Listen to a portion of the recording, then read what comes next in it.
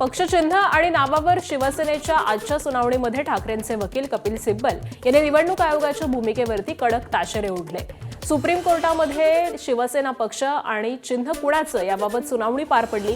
राज्यात बेकायदेशीरपणे सरकार स्थापन करण्याचा आरोप करत विधिमंडळ फूट म्हणजे राजकीय पक्षातील फूट नव्हे असा मोठा युक्तिवाद सिब्बल यांनी केला। तसंच 2018ची पक्षाची घटना रेकॉर्डवरती नसल्याचं सांगत 1999च्या घटनेचा आधार निवडणूक आयोगाकडून घेण्यात आल्याचं सिब्बल यांनी निदर्शनास आणून दिलं। मात्र बंडखोरीपूर्वीच शिवसेनेची 2018ची घटना अंमलात होती आणि त्यामुळे पक्षाची दुरुस्त घटना अमान्य करण्याचा अधिकार निवडणूक आयोगाला आहे का असा करडा सवाल करत कपिल सिब्बल यांनी निवडणूक आयोगाला कात्रीत पकडलंय। तर ही सुनावणी संपलेली असून पुढची सुनावणी देखील पुढच्या आठवड्यात घेण्यात येणार आहे। त्यामुळे सिब्बलांच्या कडव्या युक्तिवादाला शिंदेंची शिवसेना कशा प्रकारे उत्तर देते आणि शिवसेनेचे नाव आणि चिन्ह नेमकं कुणाकडे जातं हे पाहणं महत्त्वाचं ठरणार आहे। कपिल सिब्बल यांच्या शिवसेना पक्ष आणि चिन्हाच्या सुनावणीतील युक्तिवादावरती नरेश म्हस्के यांनी जोरदार टीका केली आहे। कपिल सिब्बल म्हणजे न्यायमूर्ती नाहीत असं म्हणत म्हस्के यांनी सिब्बलांच्या भूमिकेवरती सवाल उपस्थित केले। तर अनिल देसाईंनी देखील सुनावणीवरती प्रतिक्रिया दिली आहे।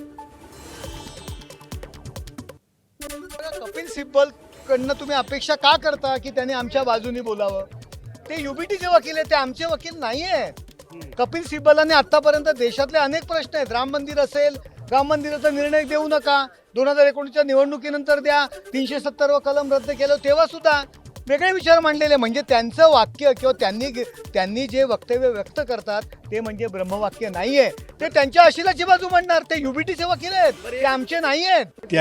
त्यांनी 21 जूनपासून जे केलेलं त्यांचं कृत्य होतं त्या आमदारांचं, ज्यांनी पक्षांतर बंदी कायदा तोडून त्यांचं कृत्य त्याद्वारे ते अपात्र त्याच वेळेला ठरत होते आणि त्यामुळे ते अपात्र करणं हे पहिलं गरजेचं होतं, जे स्पष्ट होतं।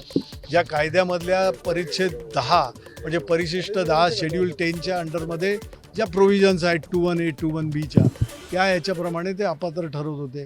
ते अपात्र ठरवले असते त्याच वेळेला तर इलेक्शन कमिशनचा सिंबलचा निर्णय हा त्या प्रकारे होऊच शकला नसता।